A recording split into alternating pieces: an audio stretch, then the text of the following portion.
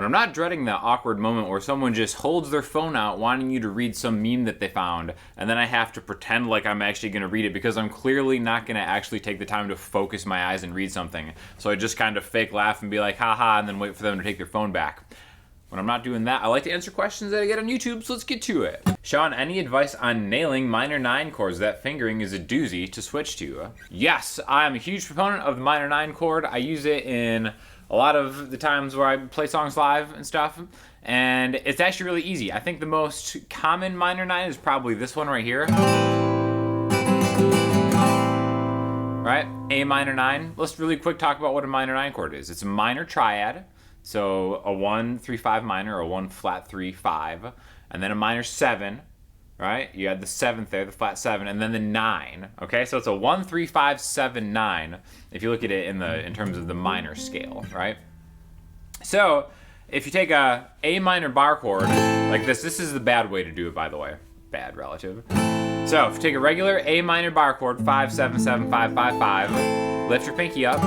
Now you have A minor 7. Put your pinky on the 7th fret of the high E string. Now you have an A minor 9. Again, quick tip, to find the 9 in any key, it's just the same as the 2. So if you have an A minor and you want to make it an A minor 9, what's the step up from A, B?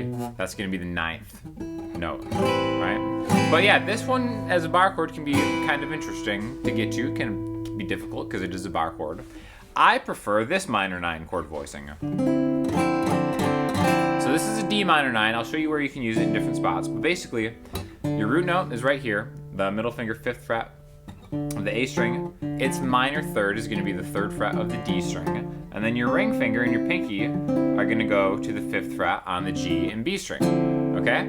So remember, I said you need like a 1, 3, 5, 7, 9 to make your minor 9 chord. Basically what this is, it's a 1, minor 3rd, minor 7, and then the 9. So it doesn't have the 5th in there. It's implying the 5th, but I think on a guitar this is a really great chord that you can use to replace pretty much any minor chord.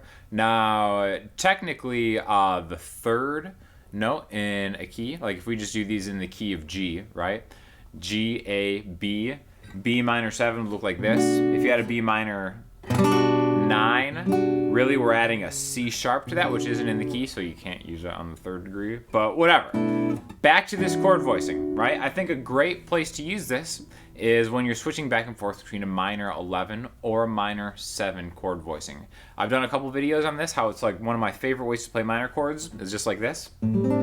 Like if we take A minor 11 to B minor 11, like this, right? Really just the 5th fret of the E string to the 7th fret of the E string. These are my root notes. I'm skipping the A string, ring finger and pinky go to the exact same fret. We can just use this as minor 7 chord voicings, right? Just the E, D, and G strings. Your pointer finger can go 2 frets back, so now I'm on 3B. There's A minor 11 to B minor 11. A really great way that we can start utilizing the next minor chord, and again, in the key of G, E minor would be the next minor chord. I've got E minor, B minor, E minor 9, right? Look at the switch from here to here is exceptionally easy, okay? So all I do is I'm from B minor 11, my middle finger goes down to the root note now, which is E, and then I just got this little shape right here. 7, 5, 7, 7. So to replace any E minor chord with this E minor 9, I think is like a really cool thing that you can do. You can also get a really easy E minor 9 up here. And again, let's face it, a lot of songs are in the key of G. So it's really good to be able to kind of have this under your belt just to go there. And again, put this over any minor chord and just see how it works. Just kind of swap it out. I think really using chord replacements and substitutions is a great way to kind of develop your ear to find out which chord voicings you like. So it's something that I'm like a huge proponent of, right? So just as an example, let's do something with like a A minor to B minor, E minor, G, right? A minor, B minor, E minor, G, right? Sounds good, kind of basic, right? Or what about A minor 11?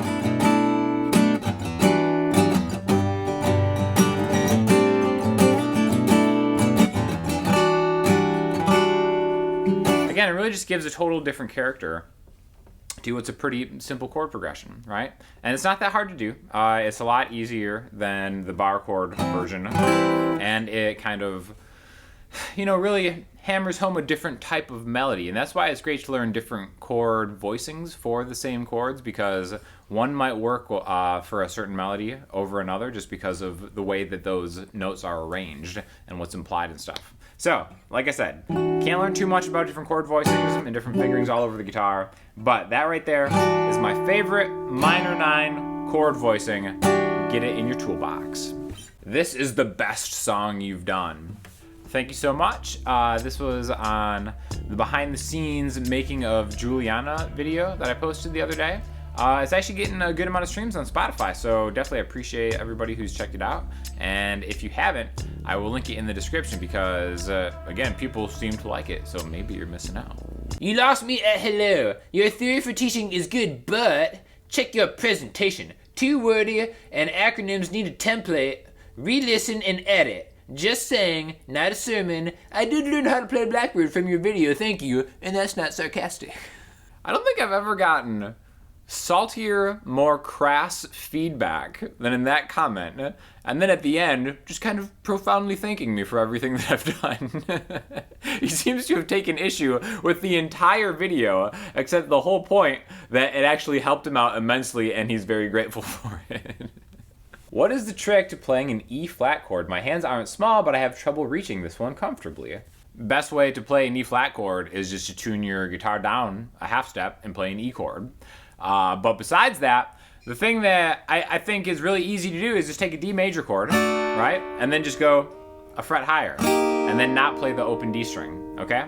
Because you're right, E flat, in this area, there's not a great voicing that lends itself to everything. But I think that D major, just with 1 fret higher, make sure you don't get that D string or else it'll be you don't want that. But I think that's pretty good. Whenever I see like an E flat on a chord chart, I definitely just go here all the time, 6th fret on the A string, and then if you can do a power chord, 6, 8, 8, 6, 8, 8, 8, and then if you can get that raised bar to get the 6th fret on the high E string, all the better. So that's my go-to E flat, that guy right there. But an easy one is just D major, half step higher, right? That's why I always think of any chord shape that you know, think of it as being movable as long as you eliminate the open strings that are helping you make that chord, right? Sometimes that's easy to do, sometimes that's not easy to do, but in a pinch, if you need a quick E flat, D major, make it D sharp or E flat, same difference. What mode is your hair in at the moment? Looks a bit 4th mode of the harmonic Phrygian. Well, as you can see by the fact that I can't even fit this hat on my head anymore, I definitely think it's doing like it's a whole tone scale thing right now. I just finished rewatching your old bass videos and I was wondering when you would drop a new one. Perfect timing. Love the acoustic bass guitar ride on. So this was on the video I posted yesterday, which I think actually turned out to be a really good bass lesson. I don't generally rewatch a lot of my videos. I just kind of like make it, edit it, put it up. But yesterday I was rewatching that one because I wanted to kind of hear what the sound of that bass would sound like through my laptop speakers to make sure it came out okay. And I was like, wow, this is actually like a good lesson. Not to toot my own horn or anything like that. But that's the kind of lesson I wish I would have had when I was learning. And that is kind of like the whole driving motivation for how I try to teach stuff. But if you have any reason to try to learn to play bass, check that lesson out because I think it's a really good example of the function of playing bass guitar versus like how you can maybe make more melodic stuff. And I was happy with how that turned out. So thank you for watching, and I'll link that below too if you're interested. So for listening homework this week, I'm going to link you to the live White Stripes version of Jolene, a cover of a Dolly Parton song. I just watched the Dolly Parton documentary on Netflix, and me and Andrea on her channel kind of made a video about what we learned for it, which basically it was just kind of like a vehicle to showcase this thumbnail to the world. But I remember getting that White Stripes DVD that it came out at the time. It's huge into the White Stripes at the time. And that was the first time I ever heard the song Jolene.